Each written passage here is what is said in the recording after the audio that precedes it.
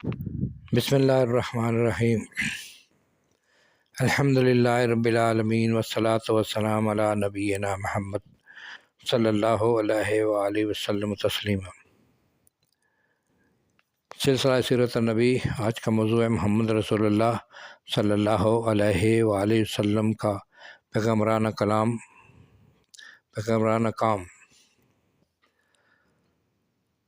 تو ارشاد ہے حضرت صلی اللہ علیہ وسلم جس عظیم الشان پیغام کو لے کر آئے تھے اور جس متمم بالشان کا کام کو انجام دینے کے لیے بھیجے گئے تھے، نیک دل اور حقیقت شناس لوگ تو سننے اور دیکھنے کے ساتھ اس کے قبول کرنے پر آمادہ ہو گئے، لیکن جن کے دل کے آئینے زنگ آلود تھے، پیغام کی سچائی، وحی کی تاثیر، پیغمبر کی پر اثر دعوت اعجاز، معصومیت اور اخلاق کے پرتو سے صاف اور شفاف ہوتے گئے، اور روایے کے موانع شبہات اور شکوک کی تو پرتو ظلمتیں اور تاریکیاں رفتہ رفتہ چھٹتی چلی گئیں، اور اسلام کا نور روز بروز زیادہ صفائی اور چمک کے ساتھ عرب کے افق پر درخشاں اور تاباں ہوتا گیا، یہاں تک کہ 23 برس کی مدت میں ایک متحدہ قومیت، ایک متحدہ سلطنت، ایک متحدہ اخلاقی نظام، ایک کامل قانون،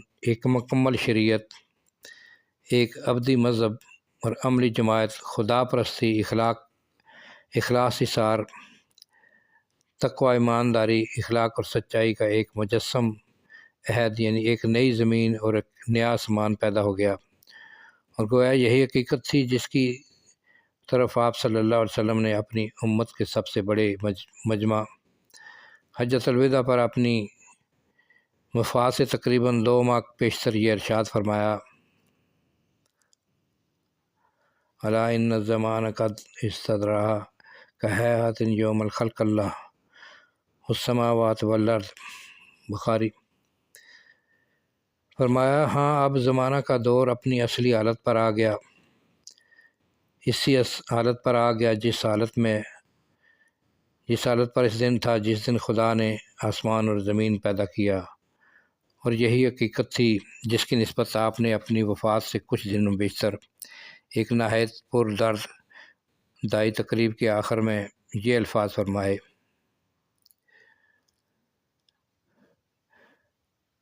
قد تراکنتم علی البعد لیلۃ والنہار۔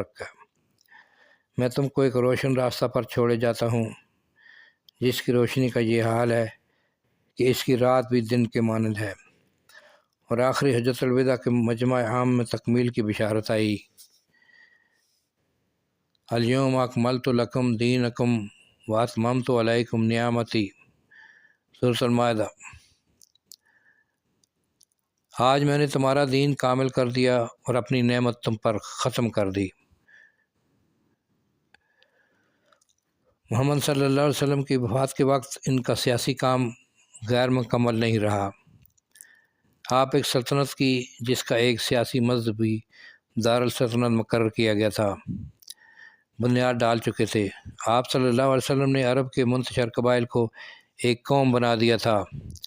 آپ نے عرب کو ایک مشترک مذہب عطا کیا اور ان میں ایک ایسا رشتہ قائم کیا جو خاندانی رشتوں سے زیادہ مستحکم اور مستقل تھا۔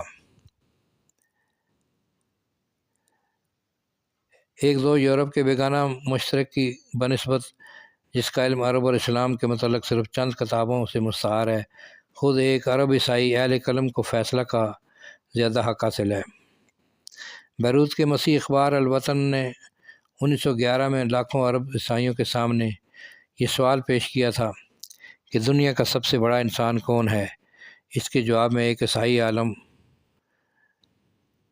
داور مجاہس نے لکھا: دنیا کا سب سے بڑا انسان وہ ہے جس نے 10 برس کی مختصر زمانہ میں ایک نئے مذہب، ایک نئے فلسفے، ایک نئی شریعت اور ایک نئے تمدن کی بنیاد رکھی، جنگ کا قانون بدل دیا اور ایک نئی قوم پیدا اور ایک نئی طویل اور اسلام کا ایک نئی علم اور سلطنت قائم کر دی۔ لیکن ان تمام کارناموں کے باوجود امی اور ناخواندہ تھا۔ وہ کون؟ محمد بن عبداللہ قریشی صلی اللہ علیہ وسلم، عرب اور اسلام کا پیغمبر اس پیغمبر نے اپنی عظیم الشان تحریک کی ہر ضرورت کو خود ہی پورا کر دیا، اور اپنی قوم اور اپنے پیرووں کے لیے اور اس سلطنت کے لیے جس کو اس نے قائم کیا ترقی اور دوام کے اسباب بھی خود مہیا کر دیے۔ اس طرح کے قرآن اور حدیث کے اندر وہ تمام ہدایات موجود ہیں جن کی ضرورت ایک مسلمان کو اس کی دینی یا دنیاوی معاملات میں پیش آ سکتی ہے۔ حج کا ایک سالانہ اجتماع فرض قرار دیا تاکہ اقوام اسلامی کے اہل استطاعت ایک مرکز پر جمع ہو کر اپنے دینی اور قومی معاملات میں باہم مشورے کر سکیں۔ اپنی امت پر زکوٰۃ فرض کر کے قوم کے غریب طبقہ کی حاجت پوری کی۔ قرآن کی زبان کو دنیا کے دائمی اور عالمگیر زبان بنا دیا کہ وہ مسلمان اقوام کے باہمی تعارف کا ذریعہ بن جائے۔ قوم کے ہر فرد کو ترقی کا موقع اس طرح عنایت کیا کہ یہ کہہ دیا کہ ایک مسلمان کو کسی دوسرے مسلمان پر صرف تقوی کی بنیاد پر فوقیت حاصل ہے۔ اس بنا پر اسلام ایک حقیقی جمہوریت بن گیا جس کا رئیس قوم کی پسند سے منتخب ہوتا ہے۔ مسلمانوں نے ایک مدت تک اس اصول پر عمل کیا، یہ کہہ کر کہ عرب کو عجم پر اور عجم کو عرب پر کوئی فوقیت نہیں۔ اسلام میں داخل ہونا ہر شخص کے لیے آسان کر دیا۔ نو مسلموں کے لیے اسلامی ملکوں میں عیش و آرام اور امن و سکون سے اطمینان سے سکونت کی ذمہ داری یہ کہہ کر اپنے اوپر لے لی کہ تمام مخلوق خدا کی اولاد ہے، تو تمام مخلوق خدا کے بندے ہیں، تو خدا کا سب سے زیادہ محبوب وہ ہے جو اس کی اولاد کو سب سے زیادہ فائدہ پہنچائے۔ خاندانی اور ازدواجی اصلاحات بھی اس کی نظر سے پوشیدہ نہ رہیں۔ اس نے نکاح و وراثت کے احکام مقرر کیے، عورت کا مرتبہ بلند کیا، نزاعات اور مقدمات کے فیصلے کے قوانین بنائے، بیت المال کا نظام قائم کر کے قومی دولت کو بیکار نہ ہونے دیا۔ علم کی اشاعت اور تعلیم اس کی کوششوں کا بڑا حصہ رہی۔ اس نے سلطنت کو ایک مومن کا گمشدہ مال قرار دیا۔ اسی سبب سے مسلمانوں نے اپنی ترقی کے زمانوں میں ہر دروازہ سے علم حاصل کیا۔ کیا ان کارناموں کا انسان دنیا کی سب سے بڑی ہستی قرار نہ پائے گا؟ الحمدللہ۔ ہندوستان کے مشہور انشا پرداز کارلائل نے اپنے ہیرو ورشپ میں لاکھوں پیغمبروں اور مذہب کے بانیوں میں صرف حضرت محمد صلی اللہ علیہ وسلم ہی کے وجود گرامی کو اس قابل سمجھا کہ وہ آپ کو نبوت کا ہیرو قرار دیے گئے۔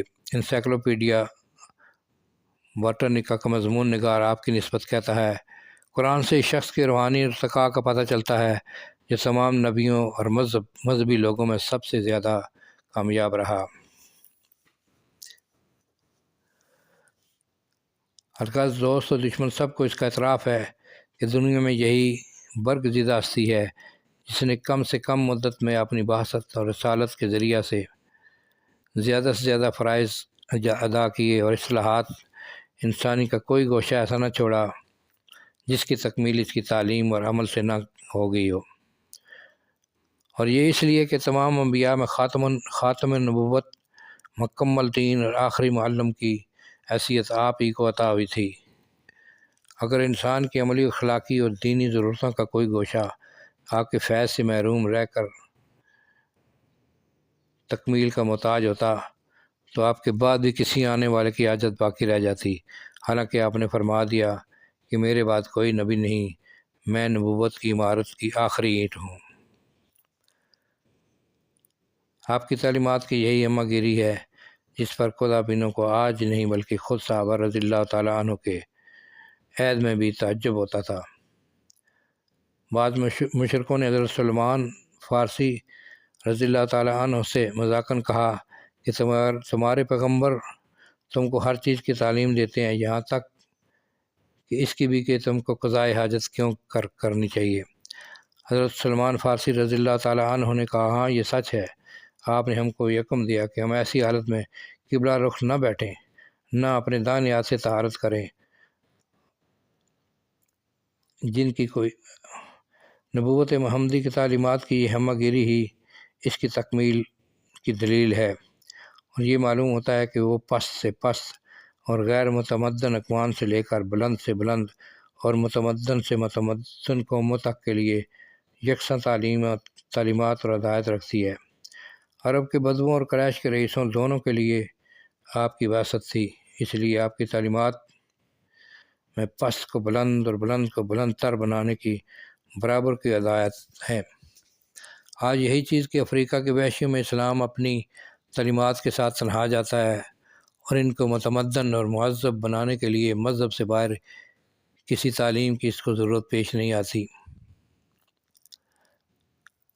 لیکن عیسوی مذہب کو چند اخلاقیات کو چھوڑ کر کہ جن کا ماخذ انجیل ہے، عقائد پادریوں کی کونسلوں سے دعائیں اور عبادات کلیساؤں کے حکمرانوں سے اور تہذیب تمدن کی تعلیمات یورپ کے بے دینوں اور ملحدوں سے حاصل کرنی پڑتی ہے، لیکن اسلام میں محمد رسول اللہ صلی اللہ علیہ وسلم کے علاوہ کچھ نہیں۔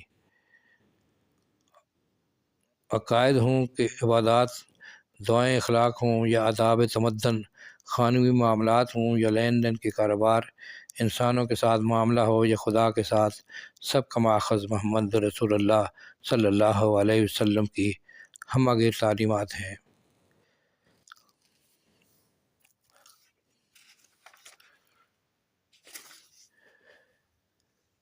سامعین کرام، آج کی میں ویڈیو یہیں پر ختم کرتا ہوں۔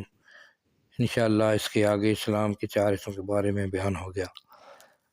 چینل کو سبسکرائب کر لیں تاکہ آنے والی تمام ویڈیو آپ کو ملتی رہیں۔ السلام علیکم ورحمۃ اللہ وبرکاتہ۔